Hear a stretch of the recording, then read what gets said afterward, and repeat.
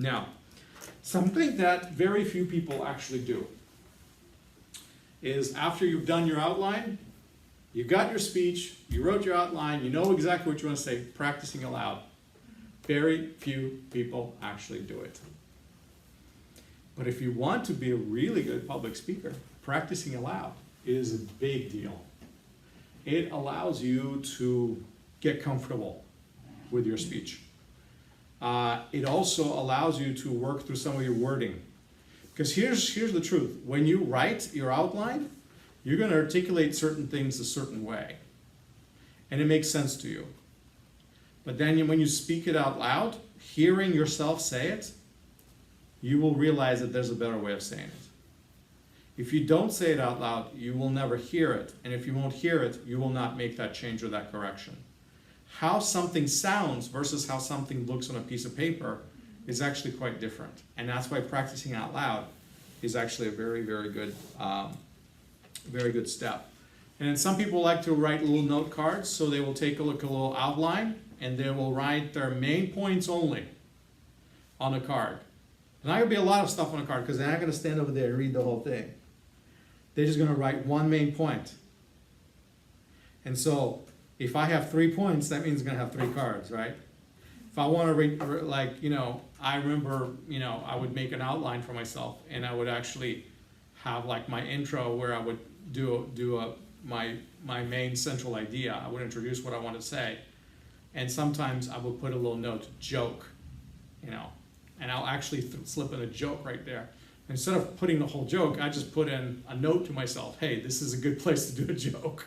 And I would throw in a joke in that particular spot. And so you don't need a very sophisticated outline when you're actually speaking because most of what you wanted to say, you've already practiced, it's in your head. And so you just create tiny little note cards, and then you literally can look at 2 or 3 cards and remember everything you wanted to say. Because what happens is your ideas become nested under the topics. It's like you have a topic, and your topic is like an umbrella, okay? And so under your umbrella is your points that you want to make, your little stories, examples, illustrations. So let's say this is your point number 2. And under that umbrella is all these different things. I don't need to see all these little things. I just need to see my main point. Because if I remember my main point, all of those little things will come to mind. And guess what? What's the worst case scenario? I forgot one of those things. Big deal. My main point is still through. My other ideas got out. That's what's really important. So if I forget some of my supporting information, it's actually not a big deal. Because the truth is, you'll get worried, you'll forget, something will slip your mind. But that's normal. That's part of being a speaker orally. You get lost sometimes. You get nervous or forget, and that's it. So, but when you practice, you basically stand up and practice. Now, something that people also do not do is they do not know what they look like when they're delivering a speech. I always tell people, record yourselves, just like I'm doing right now.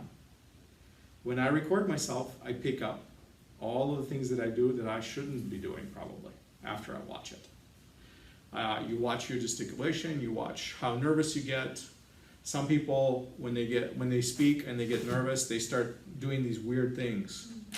One of my things is I tend to play with like a marker or pen or something like that, so that's like one of my bad habits or something like that. Other people start, sticking their hands in their pocket or doing a little walk or whatever. Just everyone deals with stress in a different way. We need to discharge that nervous energy. But you won't know this about yourself unless you record yourself and then you say, oh, wait a minute, I scratched my nose 45 times, while giving the speech. Well, that's a nervous response that you have. You realize you don't really need to scratch your nose 45 times. You just did it because you don't feel comfortable. And so you won't catch this unless you practice out loud and record yourself. And that's actually one of the best things that you can do to do that. Practicing in front of people is awesome. If you want to become really good, get several of your friends into your living room and you practice in front of them. And you just say, hey, I'm buying pizza. And to listen, but you have to listen to my speech for the next 15 minutes, And it's something like that, because the truth is there's nothing like having a live audience. You can stand in front of the mirror and you can rehearse your speech. You can speak to yourself, you can record yourself, but having a live audience simulates that experience more than anything else, even if it's your friends, or sometimes especially it's because of your friends, because they're gonna make fun of you or something like that, right? So you feel probably the weirdest around your friends. Well, family's good, anybody. But you do want to practice it, and you might want to practice it in different settings. You might want to practice in different places because, in the end, you want to be comfortable with it. So when you get to the point where you're practiced and you're finally standing in front of there and you're going to deliver the speech, you get nervous, right? I mean, it's okay. Everybody gets nervous. Everybody's body is going to get nervous and react a little bit differently. It is actually a normal reaction. It's a physiological reaction. For some people, it's more in their head than anything, but it is a real physiological reaction. People get in front of people and they start sweating. Now, why in the world do you start sweating? Did the temperature change in the room? No. The temperature did not change. The AC is still set the same. But why are you getting no sweating? Because you're feeling nervous. Your body is reacting to the stress, to the anxiety that you're experiencing in front of an audience, because you don't know how this speech is going to go, and it's important to you, and you feel on the spot. And so different people deal with it a little bit differently. But one of the several examples that the textbook gives, and actually we're going to get into anxiety, we're going to devote a lot of time to your speaking anxiety and how to deal with, sort of say, our problems that we have hard time facing an audience. Several really good suggestions over here in this chapter is focus on your ideas. A lot of times people get nervous because what they're thinking about is they're thinking about their speech, they're thinking about their audience, they're thinking about the way they look, they think about anything except their actual speech. You focus on your actual speech, your topic, the nervousness goes away. Why? Because you're no longer thinking about how weird you look. Because that's forgotten. Because your mind is somewhere else, your attention is somewhere else. So you're actually starting to feel better. You're starting to feel a little bit more gathered, a little bit more normal. So that is one very powerful technique, is focusing on your ideas. Looking at your listeners is another very important feature. Everybody hates listening to somebody speak in front of them when they're not looking at them. I mean, I don't know if you've ever seen a speech like that where basically the speaker just reads it off of their screen or their paper and they're not even looking at you. And you don't want to listen to a speech like that. It's boring. Because that idea of a personal connection, that human connection, doesn't really happen.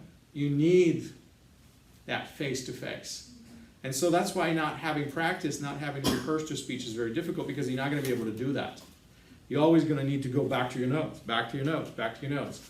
So you have to know your material so well that you actually don't have to look at your notes. So looking at your listeners, making eye contact is very, very powerful. And that actually helps you relax. Now, some people get nervous by looking at people. I actually enjoy looking at people. It helps me to connect. And I usually tend to zero in on different people in the audience at different times. Another good advice that this textbook gives is remember to breathe. You'd be surprised how many people get out of breath when they're speaking. It's like they're running a marathon. They're standing in front of a microphone and they're like, and they're not breathing normal. It's like almost, okay, Tai Chi time, breathe. Breathe in, breathe out, let it out. And normal breathing or rhythmic breathing actually is a relaxation technique. It's part of a normal meditation that people do all the time. So there's a reason why. Because it makes you feel good. It makes your body function the way it's supposed to. It reduces stress. So breathing affects your stress in a positive way. So opening up your air right here, breathing through your whole chest, not breathing like these short little breaths, but a full breath in and out actually helps you relax. And so if people feel tension, anytime you feel tension, you take a deep breath, that tension leaves. Always works. I mean, when they give you massage, they do the same thing. They'll tell you breathe in, breathe out. Chiropractors will tell you the same thing. Breathe in, breathe out. They won't adjust you if you don't breathe when they want you to. So Obviously, you want to relax your body. You don't want to tense up. Some people stand up in front and they like do this. They're like military style, you know, right? Have you guys ever watched like wedding videos where people pass out? Have you ever seen? Oh, okay. I'll have to show you some next time. I'll hook up my computer, show you some wedding videos where people are like standing at the wedding, they're reading their vows, and everybody's gathered over there, and they're like, whoa. The groom, the bride, like bridesmaids, they just like pass out right there. You know, why do they do that? Because they're standing so still. They know everybody's watching me. There's like 500 people behind me, and I have to look perfect, so they're standing still, and they literally pass out because their tension in their body just builds up and they can't take it. It's crazy. It's a physiological response. So relaxing your body is good. Moving around sometimes a little bit, you know, is good. There are helpful movements that you can do. And we'll talk about more very, very specific techniques of what you can do, how you can relax. Because as you progress in this course, you will probably pick up some things that bother you, some things that make it difficult for you personally. And then there are antidotes. For each behavior, for each bad habit, there's an antidote. There's a way to deal with it. So another thing that's going to help you in the long run is speaking as often as you possibly can in public. The more you do it, the more you get used to it. The less it bothers you. You remember the feeling of success. If you're ever given a successful speech, you always go back to that feeling. You get up in front of people, you're nervous, the first thing you do is you remember your success. When you remember that success, you know what happens? The stress is gone. Why? Because you made yourself believe that the same thing is going to happen that happened when you were successful. And so practicing, breathing, relaxing your body, all these different techniques, they're all helpful in this process. All right, so we've gone through a whole gamut of getting started, right? Just to summarize, you know, selecting your topic, very difficult. If you have this free reign, I can talk about anything. How do you select your topic? It's a tough one. You have to get an idea, which is the reason why I don't really give you free topics. I just select it for you. That's okay. When you're starting out, it actually is helpful to somebody tell you, okay, that's what you're talking about. Boom. And then narrowing down your topic. Make sure that you're not talking too big. Now, do you realize that what I'm telling you about doesn't just work with speeches? This works with your papers too. You're going to write an academic paper on whatever topic you're given in whatever class that you're taking. Guess what? You follow the same exact steps. So this is not going to even just make you a good speaker. This is actually going to make you a good writer too. Because structure. When I see structure in a paper, I get excited. Some students write just like whatever comes to their mind. And they just like blah, blah, blah, blah, blah. It's like talking on the phone, right? But when I see structure, I get excited. I'm like, wow, this person thought this through. They actually know where they're going. They're going to make this point, and prove it, and there's a conclusion. I'm like, wow, that's exciting. So anyway, that tells you I read a lot of bad papers. But that's unavoidable. So when people learn, they have to go through the process and learn. So selecting a topic, narrowing it down, that's hard. And then thinking about your audience. Remember audience orientation, right?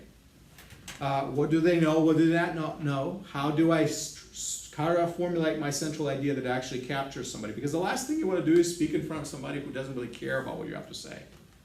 So if you're going to talk about it, it might as well be good, and it might as well be something that people actually want to hear, right? So again, if you have that freedom, why not choose something like that? People always ask me, what topic should I pick? What topic should I pick if I give them a free topic? And my answer is like this. What topic do you know really well? What are you passionate about? What do you love?